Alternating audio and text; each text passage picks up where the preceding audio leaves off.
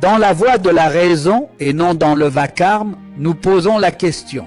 Pourquoi Dieu n'a-t-il pas ordonné à ses messagers de rassembler son message? C'est une question que nous avons soulevée, non pas pour remettre en cause la révélation, ni pour douter du message divin, mais pour comprendre et pour insister sur la lumière. Comment le message, descendu comme une miséricorde pour l'humanité, est-il devenu une source de haine, d'incitation et de guerre?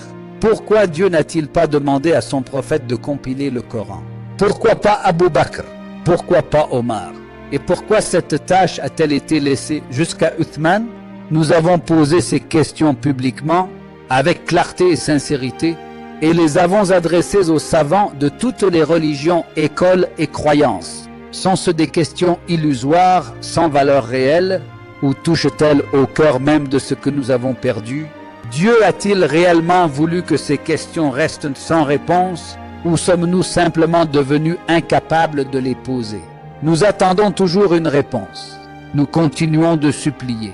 Ceux qui prétendaient autrefois détenir la connaissance, rejoignez-nous dans cette quête, car le silence ne nous a laissé qu'une chose, une obscurité sacrée. Oui, nous avons posé des questions, mais nous ne sommes pas restés inactifs à attendre des réponses sur notre existence ou notre au-delà. Nous avons cherché, nous avons étudié, nous avons creusé l'histoire, la langue, la mémoire, et nous n'avons trouvé aucune réponse convaincante à cette question que beaucoup craignent même de formuler. Comment et pourquoi la religion de Dieu s'est-elle fragmentée en religions? Puis chaque religion en école, chaque école en faction, et chaque faction en groupe qui se battent au nom de Dieu, et ce n'est pas tout. Nous avons vu comment les actes d'adoration, descendus douces comme purification du cœur, se sont transformés en rituels mécaniques, et comment l'adoration devient invalide dès qu'un mouvement est mal exécuté ou qu'une lettre est mal prononcée.